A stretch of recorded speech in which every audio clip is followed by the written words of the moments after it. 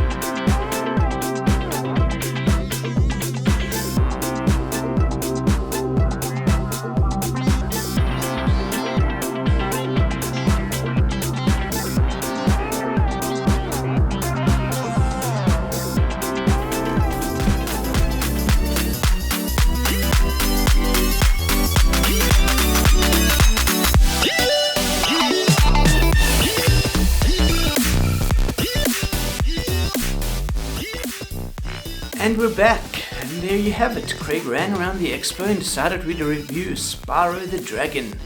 I apologize to the bemused staff at the BT Games stand for that, but Craig had fun, so I guess it was worth it.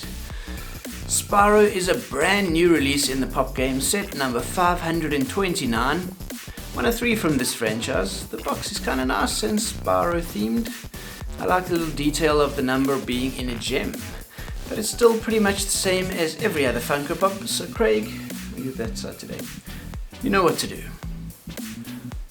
Right, while Craig is busy with that, if you're looking for your own Spyro Funko Pop, this one comes from BT Games, of course, as you saw, and there are links in the description for Amazon and Raru too if you want to find one there. So, pick your online shopping flavor. You ready? Yep, it looks like it's free from the box and ready for its close-up. So this pop is primarily purple, as I've said, as we can see too many times. Anyway, and he's flying, or to quote Buzz Lightyear, falling with style. This pop has some great detail and is probably rendered better than the original game could manage. So let's get started, see what he looks like. 2 big horns and a crest over his head, all in yellow as they should be, and a few markings, deeper purple. Little spots up there too, which extend down his back and across his back of his head. While we're back there, we can see his spiny tail, some more markings, and a cone-shaped tail tip too. Of course, he does have wings. The coloring is slightly off for me, but it still looks good, and his back legs are suspended in the air with a little white paint on the tips of his claws. Back around the front, Craig, we see he has a yellow scaled chest and his front legs are also tucked up for gliding. Of course, having 4 legs means he is of course a true dragon and not a wyvern, like many other dragons in pop culture tend to be.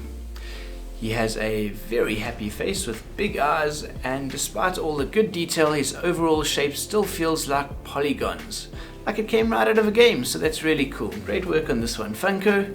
Overall, very nice pop. I really like this one. He's just one of those characters that looks great in pop format.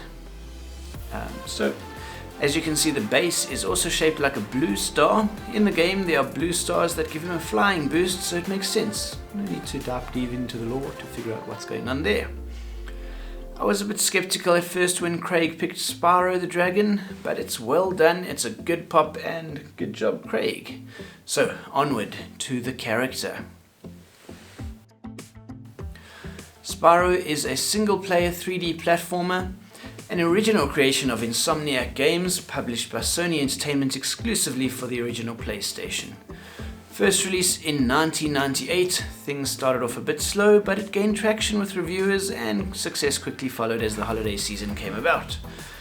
And this leads to more games and more characters and more spin-offs, and as big franchises do, there's a lot more of Spyro now than there was when they started.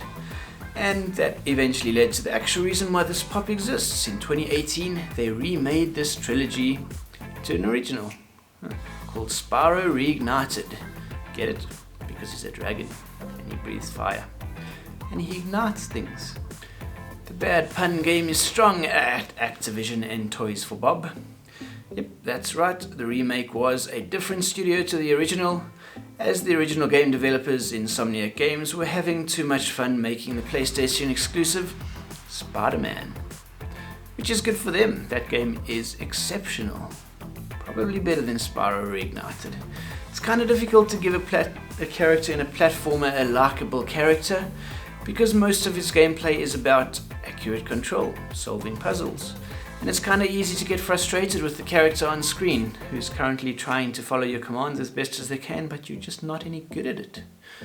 He keeps falling off cliffs, into lava, whatever else you're doing with him. Poor Spyro. Anyway, Insomniac originally managed this by taking a page out of Nintendo's book and making things really happy and colourful, and the core mechanics of the game to collect all the gems hidden throughout the level aren't really all there is to it. On the way, you get to discover other dragons. There's a whole fantasy world built around Spyro, which doesn't really matter, but is really important to actually enjoying the game. Each dragon that you find has an expert voice actor to back it up, even if they're only really a few seconds worth of gameplay on screen. But did you know who voiced Spyro himself in both the original and the Reignited trilogy? It's a man named Tom Kenny. He's the same guy as SpongeBob SquarePants. So good job whoever cast that role. I'm not sure what it's like in other languages, but in English, Spyro's voice is just annoying enough and just entertaining enough so that you stick with him and help him complete his entire adventure.